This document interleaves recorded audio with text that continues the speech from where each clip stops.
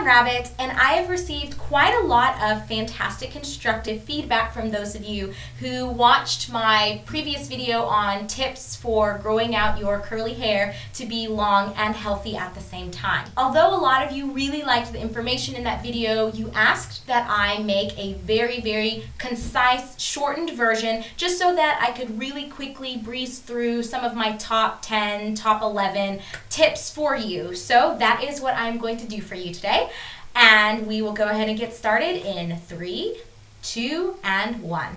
Don't brush your hair. Instead, switch to using a wide tooth comb or your fingers.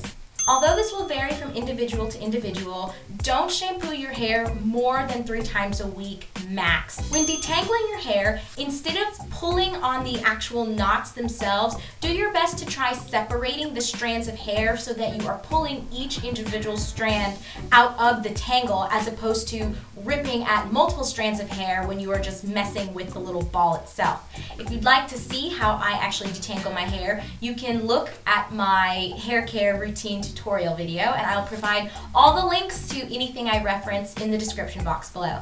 While on the topic of detangling, it's usually best to detangle when your hair is wet or damp with conditioner on it. Keeping your hair really well moisturized is a huge part of it being healthy and being able to grow long. So try your best to use shampoos or conditioners that are moisturizing. If you don't already, make sure you include leave-in conditioners as a part of your hair care routine. You can do this either by purchasing leave-in conditioners as individual products, or you can use your regular conditioner as a leave-in by just leaving some in your hair or diluting it and spraying it on your hair.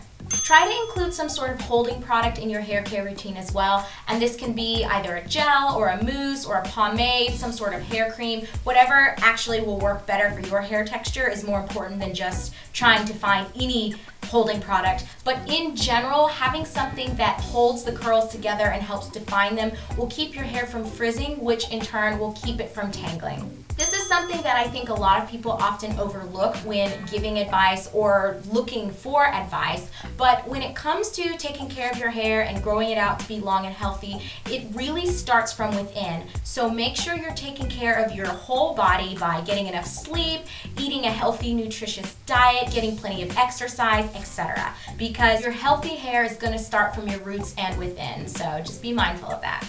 Avoid using heat styling tools as much as possible, and this includes blow drying, not just hair straightening or hair curling with a curling rod.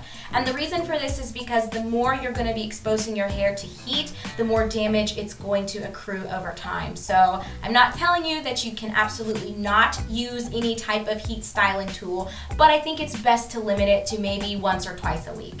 Try to avoid dyeing your hair or using any other kinds of chemicals on it as much as possible. If you absolutely want to have highlights or to change the color of your hair, my really strong recommendation would be for you to go seek a professional, because I cannot tell you how many of my friends have completely fried and screwed up their hair by trying to dye it themselves. So go have a professional do it if you must have it done. Lastly, and I know this is one that a lot of people try to debate, but it really is what it is, cut off your split ends. Now, how frequently your ends will actually split or how bad the splits will be is going to depend on your hair and how healthy it is. So for me, I don't actually have to trim my hair more than maybe twice a year, but in general, you're going to want to make sure that you're doing this, because if you don't cut off your split ends, the hair is going to have the opportunity to just split further and further and further up the shaft, which is going to damage the hair further and further up the shaft. So you're better off just cutting your losses, no pun intended, and getting rid of those bad ends so that your hair will look beautiful. Because remember, the key to having beautiful hair is really for it to be healthy. So if you're holding on to all of these little dead ends, your hair's just not going to look very good, even if it's really long. So I think that's a really important one, and no matter what anyone tells you, you cannot repair your split ends.